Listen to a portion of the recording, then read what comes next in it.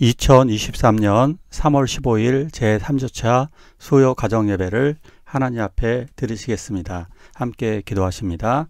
사랑과 은혜가 충만하신 아버지 하나님, 추운 겨울이 다 지나가고 따뜻한 봄날이 왔습니다.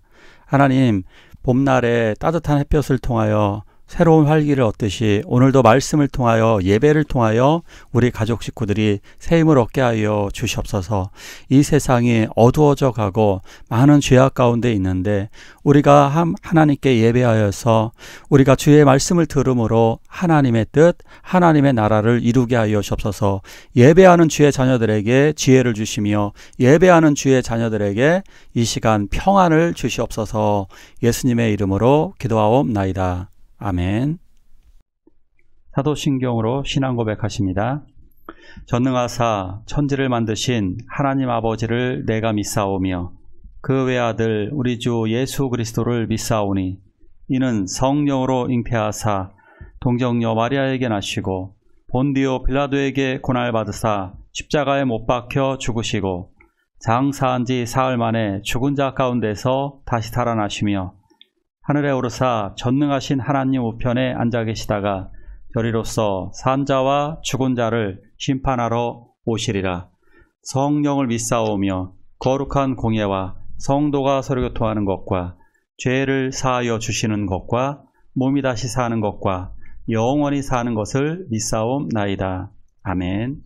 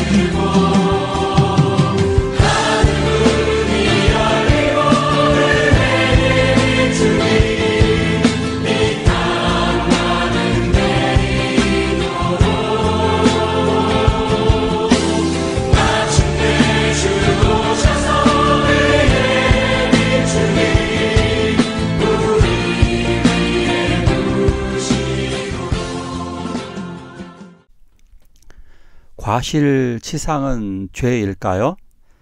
그러니까 예를 들어서 쉬운 말로 이거죠. 실수로 사람을 죽인 것은 죄일까요? 아닐까요? 여러분들은 어떻게 생각하시나요? 다 아시겠지만 당연히 실수로 사람을 죽인 것도 죄죠. 예를 들어서 민법 266조를 보면요. 과실로 인하여 사람의 신체를 상해에 이르게 한 자는 500만 원 이하의 벌금, 구류 또는 과료에 처한다. 이렇게 되어져 있습니다. 우리가 실수를 저질렀다고 해서 그것이 죄가 아닌 건 아니죠. 잘못을 한 거죠. 그리고 또한 이제 법 같은 경우를 보면 법은 여러 가지 법들이 굉장히 많이 있지만 강자들은 이 법을 이용해 먹고 살고 있죠.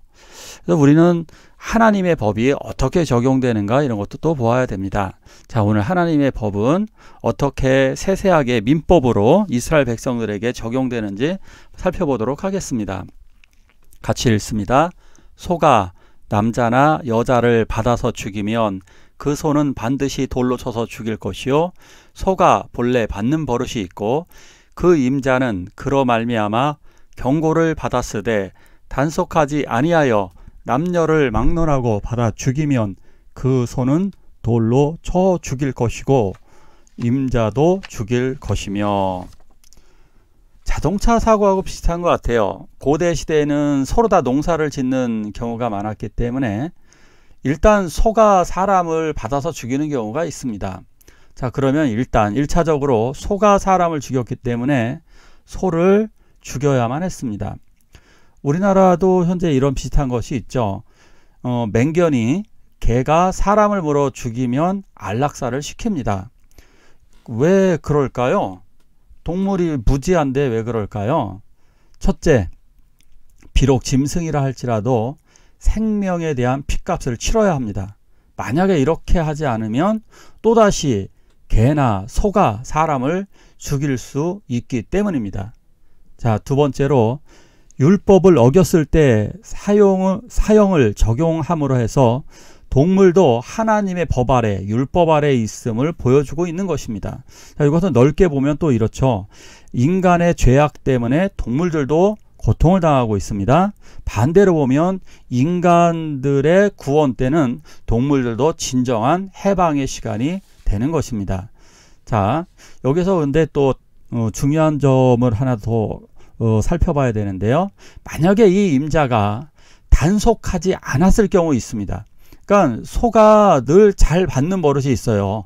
이게 뭐냐면, 그러니까 이웃집에 있는 사람을 전에도 자꾸 받고 하는 이 사나운 소란 말이죠. 오늘날로 치면 개가 사람을 죽인 적은 없지만 물은 적이 굉장히 많아요. 어떤 사람들을 보면 탁 짖으면서 물은 경우가 있다. 자, 이럴 경우에 누구에게 어떻게 책임이 되느냐? 이런 것이죠. 그러니까 단속하지 않았다. 그러니까 이런 소를 단속하지 않았기 때문에 전에도 한번 사람을 공격했었는데 받아 죽였다면 이것은 임자도, 그 소의 임자도 죽이라고 하는 겁니다. 그러니까 우리나라도 개를 단속하지 않았을 경우 주인에게 엄격한 처벌이 주어지게 되는 겁니다. 그러니까 오늘날로 법으로 환원을 한다면 만약에 개가 전에도 사람을 물어서 공격했었고 지금도 사람을 죽였다면 그 임자도 역시 사형에 처해진다, 이렇게 볼 수도 있는 겁니다. 우리는 저 개를 애완견이니까 혹시라도 저 사랑하는 마음 때문에 그런 부분들 있지만 또 다른 동물들의 예를 들어볼 수도 있어요. 얼마 전에 용인에서 곰이 이렇게 탈출한 적이 있었는데 이 곰이 탈출을 해서 사람을 죽였다면 곰을 죽이는 것에 대해서는 당연하게 생각하고 주인도 역시 강력한 처벌을 해야 된다라고 하는 것이 아마 국민들 공감대가 형성될 것입니다. 자, 그렇다고 해서 동물까지 다 사람을 죽일 수 있느냐, 또 살아날 방법은 없느냐? 당연히 있습니다. 그것은 어떻게 살아날 수 있느냐면 바로 이것입니다.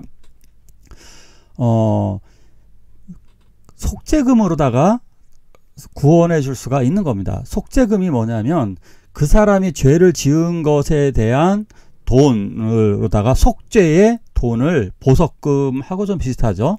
보석금을 지불해서 그 사람을 살릴 수가 있는 것입니다. 물론 이 금액은 막대한 것입니다. 막대한 금액을 지불해야 되는 것입니다. 자, 그런데 이것은 신학적인 의미가 있습니다.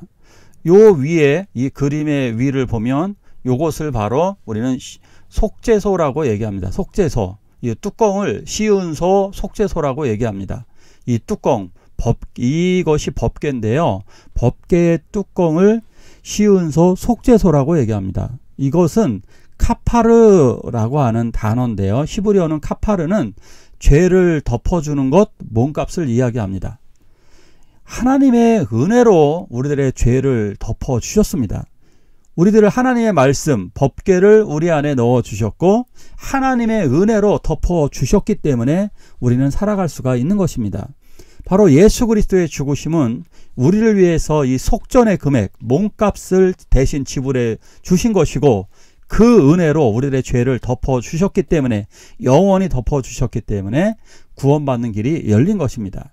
비록 소가 받아 죽여서 그 책임이 주인에게 있어서 주인은 죽을 수밖에 없지만 하나님의 은혜로 살 수 있는 방법이 이렇게 주어져 있는 것입니다. 또 볼까요? 사람이 구덩이를 열어두거나 구덩이를 파고 덮지 아니하므로 소나 나귀가 거기에 빠지면 그 구덩이 주인이 잘 보상하여 짐승의 임자에게 돈을 줄 것이요 죽은 것은 그가 차지할 것이니라.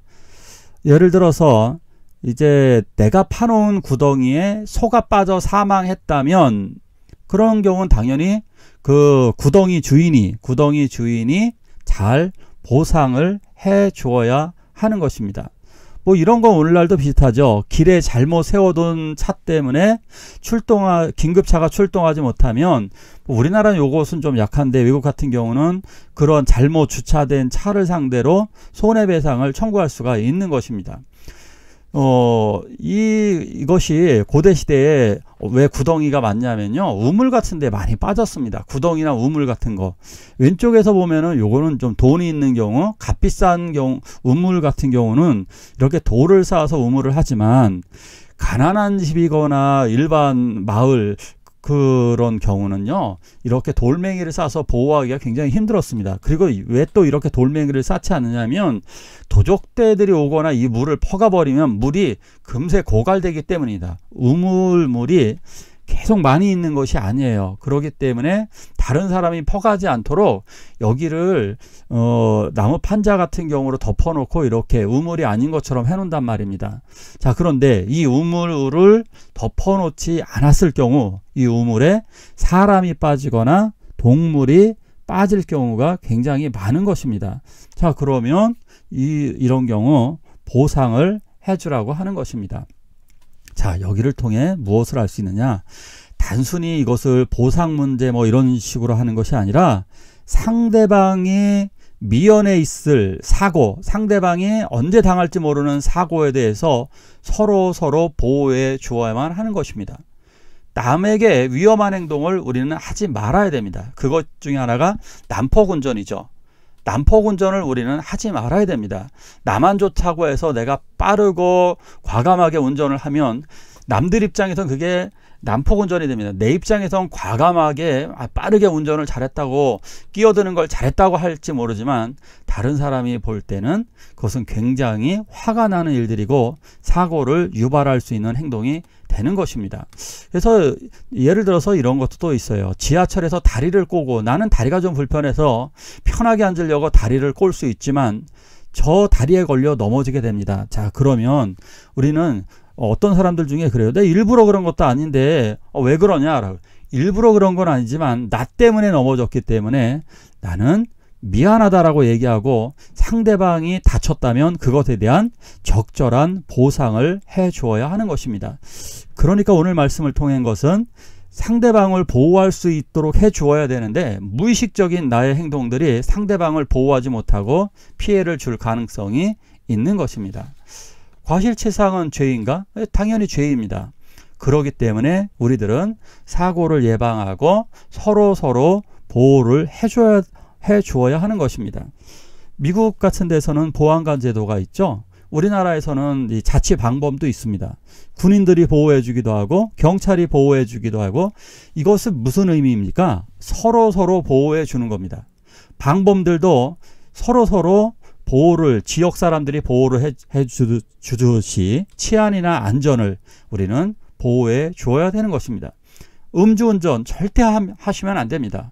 위험한 물건 차로 나를 때 조심하셔야 됩니다. 또한 나의 행동, 나의 잘못된 행동으로 남이 다칠 수가 있기 때문에 나의 말도 굉장히 조심해 주어야 하는 것입니다. 내가 말을 함부로 해서 상대방이 상처 입지 않도록, 내가 말 잘못해서 상대방이 상처 입었다면 그건 역시도 죄라고 볼 수 있습니다. 그렇기 때문에 우리 서로 보호하기를 원합니다. 이 시간 함께 기도하실 때에 다른 사람의 실수나 잘못은 용납해 주시고요. 그리고 내가 상대방을 보호하는 가장 좋은 방법은 당연히 기도입니다. 이 시간에 우리가 지금 용서의 기도와 그리고 서로를 위해서 기도하시기 원합니다. 함께 기도하십니다.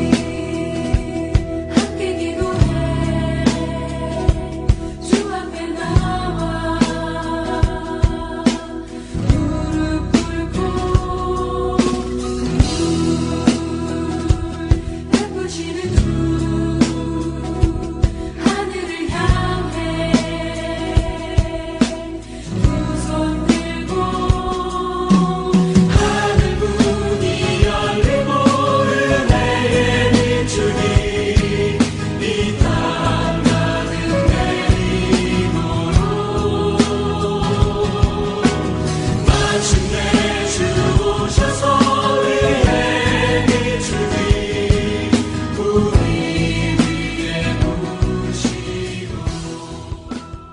주기도문으로 예배를 마치도록 하겠습니다.